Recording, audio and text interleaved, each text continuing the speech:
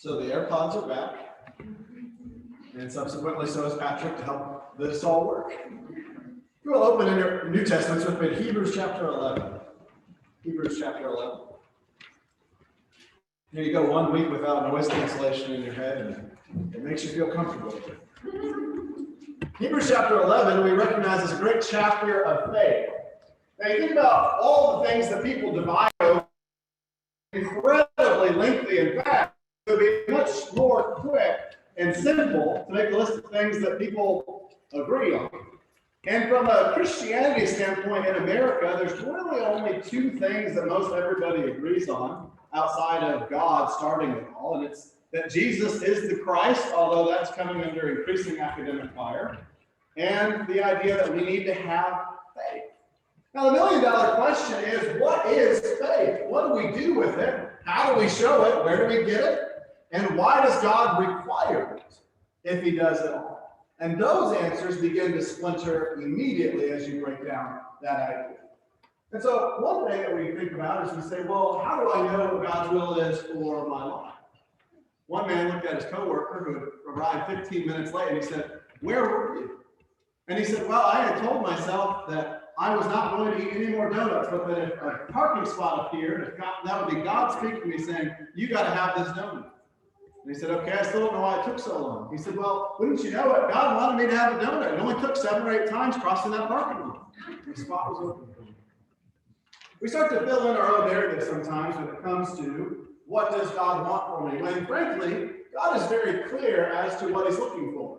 And so as we consider Hebrews chapter 11, notice some of these great examples beginning in verse 23, starting with Moses. By faith, Moses, when he was born, was hidden for 3 months by his parents, because they saw that the child was beautiful, and they were not afraid of the king's edict. By faith, Moses, when he was grown up, refused to be called the son of Pharaoh's daughter, choosing rather to be mistreated with the people of God than to enjoy the fleeting pleasures of sin. He considered the reproach of Christ greater wealth than the treasures of Egypt, for he was looking to the reward. By faith, he left Egypt, not being afraid of the anger of the king, for he endured, as seeing him who is invisible. By faith, he kept the Passover and sprinkled the blood, so the destroyer of the firstborn might not touch them.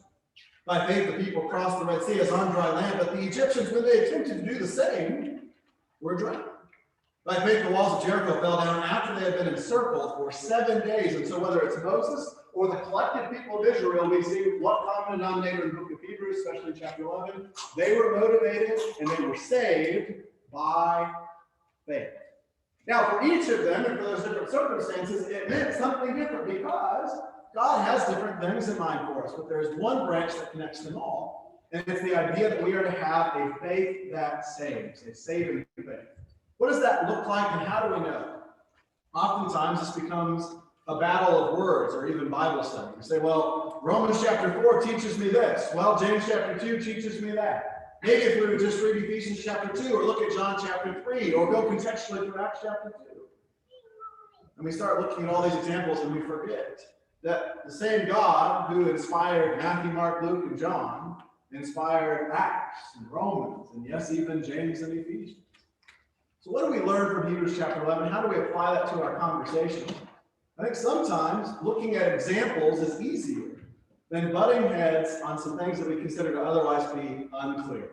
Notice some of these stories. We're going to look at 3 verses, in particular 28, 29, and 30, and the Old Testament counterpart that accompanies them. So the first question from Hebrews chapter 11 and verse 28, when it says, by faith, referencing Moses, kept the Passover and sprinkled the blood so the destroyer of the firstborn might not touch them. Look with me in Exodus chapter 12. Let's look at this story. Exodus chapter 12. We know about the Passover generically speaking, and we understand that the blood was important. But what's going on in Exodus chapter 12? This will help us understand, what does God expect from me? How do I know what God wants me to be doing? Well, think about the time in Exodus chapter 12. You have Israel is not this great kingdom. This is long before the days of David, Solomon, certainly before Rehoboam and Jeroboam. They are where? Well, they're in Egypt. And by the way, is this a good working relationship? No. How many times do you read in the Old Testament people saying, oh, we can just go back to Egypt? No, this is not a good situation. They are in bondage. They are in slavery. And so God employs Moses in chapters 3 and 4, having to spur him on, despite all the excuses Moses could offer, to say, you are going to lead my people out of the land of Egypt. Now, what's the problem with that? Well, they were in bondage to the Egyptians. They weren't just going to let them go. And so we have this back and forth, and we know the story as the 10 plagues of God upon Egypt. Now, we know, by the way, as a net result of that, what happened. So many people came to a faith in the Hebrew God, because it wasn't just Egypt that saw the miracles. It wasn't just the Israelites. It was the surrounding nations who would see and hear of the carnage, of the damage. And they would learn that God is exactly that, God. So notice in Exodus chapter 12, though, as we come to the 10th plague, this becomes the time in which it's going to be what we might call moving day. So whatever this plague is, it's going to have to be substantial. It's going to have to be significant enough to make Pharaoh finally, once and for all, let the people go. Even then, not quite exactly that way, but we're going to read more about that as we go. In verse 3, tell all the congregation of Israel, and on the 10th day of this month, every year, shall take a lamb according to their father's houses, a lamb for a household. And if the household is too small for a lamb, then he and his nearest neighbor shall take according to the number of persons. According to what each can eat, you shall make your count for a lamb. Your lamb shall be without blemish, a male a year old. You may take it from the sheep or from the goats, and you shall keep it until the 14th day of this month, when the whole assembly of the congregation of Israel shall kill their lambs at twilight. Then they shall take some of the blood and put it on the two doorposts and on the lintel of the houses in which they eat it. They shall eat the flesh that night, roasted on the fire with unleavened bread and bitter herbs. They shall eat it. Do not eat any of it raw or boiled in water, but roast it, its head with its legs and its inner parts. You shall let none of it remain until the morning. Anything that remains until the morning, you shall burn. In this manner you shall eat it, with your belt fastened, your sandals on your feet, and your staff in your hand, and you shall eat it in haste. It is the Lord's Passover. For I will pass through the land of Egypt that night, and I will strike all the firstborn in the land of Egypt, both man and beast. On all the gods of Egypt I will execute judgments. I am the Lord. The blood shall be a sign for you on the houses where you are, and when I see the blood, I will pass over you, and no plague will befall you to destroy you when I strike the land of Egypt. By the way, we can read Exodus chapter 12 and think about all of that beautiful picture there, because we're going to have Bible class this morning here. We're not going straight to lunch. So you can go ahead and digest Exodus chapter 12 a little bit deeper this morning. And you see that God had very specific instructions for it. But think about verse 12 and 13. This is pivotal to our understanding of New Testament theology. In verse 12, what does God say he is going to do? And don't just say wipe out Egyptians. That is not what it says. He says in verse 12, I will pass through the land of Egypt that night and strike all the firstborn in the land of Egypt, both man and beast. Now, here's a question. Where are the Israelites? Now, technically, a few of you are probably thinking something like Goshen, but trick question, the answer is still at large, Egypt. And God's going to come through and he's going to wipe out everybody, every firstborn man and every firstborn beast in the land of Egypt. That's a problem when you are God's people and you're also in Egypt. So we have to say, does God not know who his people are? Did God forget that his people are in captivity? Does he just have this momentary lapse in judgment? I don't know why they're there, or why can't God just protect it? Why can't God just say, they are my people, they're in Egypt, but you guys are going to be fine. I'm just going to strike the Egyptians. Could he have done that? Of course. But did he? No. In fact, in verse 13, it gets even more interesting. If you notice, the blood shall be a sign for you on the houses where you are. And when I see the blood, I will pass over you, and no plague will befall you to destroy you when I strike the land of Egypt. Now remember, this whole story started with, by faith, Moses did what? Kept the Passover. So think about this blood being a sign. What would happen if the Israelites didn't keep this sign? Well, it becomes very clear from the rest of the book of Exodus that the firstborn in the land of Egypt, including the beasts in the field, who did not have this sign appropriately displayed, died. That is the case. They were not delivered. They did not have a night of salvation from the sure death warrant that God had issued. What do we do with that information? The first thing is in verse 13, if I could teach anything from Exodus 12 and Hebrews 11 and verse 28, it's that signs, when ordained by God, matter. I don't know how many times in a private study with someone, I've seen someone who will say something along the lines of, well, that's just a sign. It's just a symbol. Well, in this case, verse 13, God calls this a sign, and this sign provided what? Life. This sign saved people from sure death. And here's the other question. Did God forget? No. The other end is this blood some sort of cheat code? We used this example before. I want everyone to think about this, and we're going to kind of separate who knows what. Superman is Superman. That's a good dad joke for you. What is his weakness? He has one particular weakness, besides bad movies. Kryptonite, right? He just can't work past it. I don't know the science of it, don't fully understand it. Point is, it can stop him. Right? That green glowing stuff from wherever you get it from, I think krypton, it kills him. It chips away at his power. Did God give some sort of kryptonite to the people of Israel? When you read verse 13, when he says this is going to be a sign, my spirit's going to pass it, and it's just going to have to hover away because I can't possibly pass a doorpost that has this type of blood on it. No. God is more powerful than the blood of any animal. He's more powerful than all of us. And so why this sign and why the significance attached to it? Because he was going to save his people. And God's capable of saving them in any way he wants. And he chose to save people in one particular way.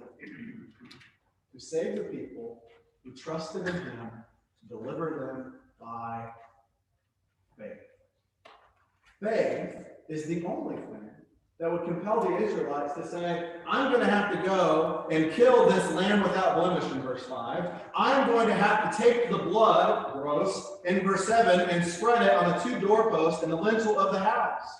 You don't just do that. You do that if you believe God is real, his message of judgment is authentic, that he is going to come, he is going to wipe out the firstborn, and the only way to show faith in him is to do what he says. Then you go out and you do that. That's the only way that this makes any sense at all. And so what is our necessary implication from this? Did the Israelites then earn their deliverance? Did God give them his weakness and they said, well, we're going to use it against him. We're going to make sure he can't get to us. No, of course not. Who delivered their people that night? God did. It wasn't Moses. It wasn't Aaron. It wasn't any man of any house. It was God. Just because the people kept God's sign didn't mean that God was any less powerful or in charge of what happened. I think we'll see this crystallized as we keep going. Going back to Hebrews chapter 11 and verse 29. Let's read that again. Hebrews chapter 11 and verse 29. Now might be a little too late, but might want to leave it work for it. We're going to keep flipping back and forth. In Hebrews chapter 11 and verse 29, by faith, the people crossed the Red Sea as on dry land, but the Egyptians, when they attempted to do the same, were drowned. Now, as we think about all the stories of miracles in the Old Testament, there's a lot of really powerful signs. I think of Mount Carmel, for example. You can think about the 10 plagues. But because of 1960s technology, I happen to think of the 10 Commandments and the parting of the Red Sea and what I am told is cutting-edge technology. But imagine, if you will, you are walking through the Red Sea as though on dry land. You have these pillars of water. Now, I want to make one very important point. That's not just what is faith, how do we find it, but also it will apply to our life. In a time that is tough, and in a world that is hurting, we need to remember one critical element of faith. We have faith in a God who cares and takes care of us. How do we see that? What would happen to the people, before we even read this, if they stayed on the one side of the Red Sea? How were they crossing the Red Sea? Do we remember the context there? Because the Egyptians were coming for them. The Egyptians were coming after them with chariots and many horsemen. In fact, as you look at Exodus chapter 14, you're going to see this would be frightening. If they stayed, they would die, perhaps at best. And yet they didn't, because they crossed the Red Sea. But you think about this victory, and Hebrews chapter 11 essentially calls it that. By faith, they crossed the Red Sea as though on dry land. Let's think about where our trust needs to be. When you're hurting, when I'm down, I need to remember there's God's part and there's man's part. But you know what the truth is? When we compare them, it's pretty embarrassing. What did God do here in Exodus 14? He parted the Red Sea. What did man do? He walked. Now, I'm not much of a marathon person, but even then, walking across the Red Sea, versus parting the Red Sea, do we see that it's no contest? And we say that, we see that in an example like this, but you know when we forget? We say, I just can't get my life right. God's not helping me. God's asking too much of me. No, he's not. God is there for you. Please know he's there. God is constantly doing the miraculous and the impossible. All he wants from you and me is to do what is possible. And no, I'm not anywhere near as good as God. But when my God parts the Red Sea, I can and must walk across by faith. God does the miracle. In fact, if you notice in Exodus chapter 14, again, Hebrews 11 just calls us by faith, but notice the story at large, beginning in verse 26. The Lord said to Moses, stretch out your hand over the sea, the water may come back upon the Egyptians, upon the chariots, and upon their horsemen. So Moses stretched out his hand over the sea, and the sea returned to its normal course when the morning appeared. As the Egyptians fled into it, the Lord threw the Egyptians into the midst of the sea. The waters returned and covered the chariots and the horsemen of all the host of Pharaoh that had followed them into the sea. Not one of them remained. But the people of Israel walked on dry ground through the sea, the waters being a wall to them on their right and on their left. Now stop the reading right there. We're going to look at the next two verses. And some of you are reading anyway, and that just means you're not listening. It's okay. You think about verse 29. The people did what God said. They were going to be spared. Who was not spared? Well, the Egyptians. Because God wasn't intending to save them. In fact, they were violating their word by chasing after God's people, trying to enslave them, at best, kill them, at worst, where you could exchange things. As you think about Exodus 14, we would say this is a victory for God's people. They did what he said. Hebrews chapter 11 says they did it by faith, and so they had this salvation. Now, what does verse 30 say at this point? Thus the Lord saved Israel that day from the hand of the Egyptians, and Israel saw the Egyptians dead on the seashore. Israel saw the great power that the Lord used against the Egyptians, so the people feared the Lord, and they believed in the Lord and his servant Moses. Verse 31 is the proper response to when we see God's power. When we see in God's great plan that there is salvation. When we see that Jesus died on the cross for our sins, the same Jesus who died for Judas, and the same Jesus, by the way, who knows me. He knows my weakness. He knows when I've sinned over and over and over again. That Jesus died on the cross for me. He did the same for you. 1 John 2, verse 2 says he died for the sins of the whole world. That is miraculous. That is amazing. But what does verse 30 say? Who's giving that victory? God gave them the victory. They crossed. They were spared. They became, on the other side of the Red Sea, God's chosen people. They eventually, there's a lot of pages in between this, get to the promised land and have the reward that God wanted them to have. And we think this is a victory for the people. And that's true, but where did it come from? Very clearly in verse 30, the Lord saved Israel. And here's a question. Does that in any way violate the clear meaning of Hebrews 11 and verse 29? That the people did something by faith and they were saved. It's very clear that you want to call this something possible and easy, walking. You want to say that the Passover blood was just a sign. Call it what you will. But when God says to do this, and we do that, he is saving us. But we are showing faith to accept his terms of salvation and deliverance. Did they earn their passage across? No. Because there's nothing any of us could have done. There's no amount of times I could stand in front of any body of water, do this, and have the waters part. If you could, I'd be standing near a lake right now. You can't do that. But they showed faith. And they did trust in God, and so he gave them the reward. And one final example, we're going to go back to Hebrews chapter 11 and verse 30. Hebrews chapter 11 and verse 30. By faith, the walls of Jericho fell down after they had been encircled for 7 days. Notice what God promises them in Joshua chapter 6. I find this one interesting. Again, when we think about the New Testament, oftentimes when we come to important issues that we disagree with others on, that we maybe even disagree with previous ideas that we've held in the past, we find it to be really difficult to find a common ground because there's just a million ideas out there. But when we look at Old Testament stories of faith and God dealing with his people, it becomes very clear. Notice what God promises before anything happens in Joshua chapter 6, beginning in verse 1. Now Jericho was shut up inside and outside because of the people of Israel. None went out and none came in. And the Lord said to Joshua, see, I have given Jericho into your hand with its king and mighty men of valor. You shall march around the city, all the men of war going around the city once. Thus you shall do for 6 days. 7 priests shall bear 7 trumpets of ram's horns before the ark. On the 7th day you shall march around the city 7 times, and the priests shall blow the trumpets. When they make a long blast with the ram's horn, when you hear the sound of the trumpet, then all the people shall shout with a great shout, and the wall of the city will fall down flat, and the people shall go up, everyone straight before him. Stop the reading for a moment. In verse 1, Jericho is a heavily fortified and secure city by all accounts. Now we know, being in Hebrews chapter 11 reading, and also from Old Testament history, that they're going to win this. But notice, before they lift a finger, before they even, walk around, before they blare any trumpets, before they shout, none of which makes any sense anyway, but in verse 2, before they do any of that, what does God promise? He tells Joshua, I have given Jericho into your hand. What does that mean?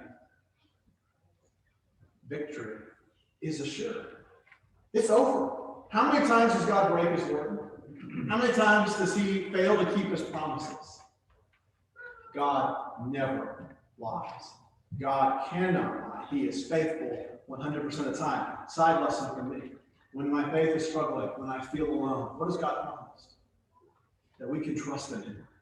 That our heart, our soul, our mind can be secure in him. He is our shield, the Psalms would say. He is our fortress. He is our refuge. How often is God faithful to his promises? Always. So notice in verse 2, though, that it becomes interesting. If God has already promised that they're going to win, why do people have to do anything at all? Why does Hebrews chapter 11 say, by faith the walls fell when they encircled it? Wasn't it God who knocked down the walls? Isn't God the one doing all the work? Why does Hebrews 11 spotlight the people when it's clearly the Maker who did all of the hard work? Is there a contradiction there? The answer is, of course not. God does the hard part. He tells them, you're going to win. This victory is yours. However, he doesn't stop and say, okay, just sit back on the side and watch and learn. In about 3 days, you're going to have it. It's going to be easy. I'm going to knock the walls down. You're going to walk in, take whatever you want, and you're good to go. That's not what he says. Like in Exodus chapter 12, like with the crossing of the Red Sea as though on dry land, just because God does a miracle doesn't mean that people don't have to show faith and trust in his deliverance. Did God add any conditions to this assured victory? And the answer is clearly yes. How do we know that? Because when God tells us to do something, the takeaway is it's not optional. And so in verse 3, you shall march around the city, all the men of war going around the city once. Thus you shall do for 6 days. Again in verse 4, another condition. 7 priests shall bear 7 trumpets of ram's horns before the ark. On the 7th day, you shall march around the city 7 times. And the priests shall blow the trumpets. Here's a question. We're going to conclude our lesson here this morning. Go back with me to Hebrews chapter 11 one more time. Think about Joshua 6 and turn with me back to Hebrews chapter 11. The question is, before we read verse 3 one more time, what knocked down the walls of Jericho? Hebrews 11 and verse 30. By faith, the walls of Jericho fell down after they had been encircled for 7 days. Hebrews chapter 11 is talking about the faith of who? Well, the Israelites. By faith, when the Israelites had encircled the walls of Jericho for 7 days, those walls fell down. Why did the walls fall down? I'm going to give you a clear hint here. I didn't build the walls of Jericho, so shouting at them wouldn't knock them over. These were good walls. This was a fortified city. And it fell down not because the people played trumpets, not because they marched around for 6 days and something special for 7 days, not because of any particular element of God's plan. They fell down because of God. God said, see, I have given Jericho into your hand. And the question for the Israelites was only what? Will I show my faith by doing what my God says? These lessons are very clear and, frankly, uncontroversial. When we come to New Testament ideas, for example, like we have an invitation for at this moment, baptism, there are so many different views on why does one be baptized. We know Jesus is the Christ. We know we need to have faith. But how crucial is it really to repent? How critical is it to confess Jesus as Lord? Again, there's not much problem with those two elements. It's very clear. The book of Romans and otherwise Israelites. We need to confess Jesus as Lord. In fact, he even said, if you don't confess me before men, he won't confess us before his Father. And he taught that while he was on this earth. But when it comes to baptism, we face particular resistance. And some of the reasons are, after all, baptism is just a sign. What would happen in Exodus chapter 12 if the Israelites didn't keep the sign of the Passover? They wouldn't have had deliverance. That much is clear. When we think about baptism, sometimes people say, well, that means you have to do something, instead of just understanding that God's giving you the victory. In Joshua chapter 6, isn't it very clear that God had already assured the victory? God doesn't lie. He said, see, I've given Jericho in your hand. And yet, what do the people have to do? If you read the rest of Joshua chapter 6, exactly what God said.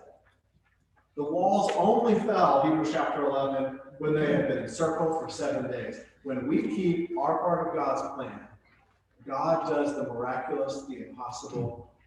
Please trust in God for your salvation. It becomes muddy and messy when we look at passages in the New Testament and we say, well, maybe that looks like I'm having to earn it. And the truth of the matter is, did the Israelites deserve their Passover deliverance? Did they deserve the Red Sea to be parted? Did they deserve the walls of Jericho victory from a military conquest standpoint? Of course not. No and no. But God does the miraculous. God does the impossible. He asks us simply to do the possible. So if you're here this morning and you've never become a Christian, recognize that that's what faith is. That there is a judgment coming, like the Israelites preparing for the Passover. There is going to be a day in which we give an account of our souls, of our life, to our great God. And what does our God require? Think, frankly, a very fair ask. By faith, to trust in him. Believe that Jesus is the Christ, the Son of the living God. Confess him as Lord. Repent of your sins and be baptized. Share in the death, burial, and resurrection of Jesus. Rise to walk in newness of life. Or maybe you're a Christian and you've kind of fallen by the wayside. It's been easy to float along and not truly be faithful. God cares about what we do. He says encircle a wall for 6 days. 5 isn't good enough. 6 days is the answer. But here's the good news. God is loving. God is powerful. And in his powerful, miraculous, omniscient plan, he gave us each other. Isn't it a blessing to have fellow Christians to worship our God with? We can pray with you and pray for you this morning. We can help you in any way. Come forward as we stand and sing the invitation song.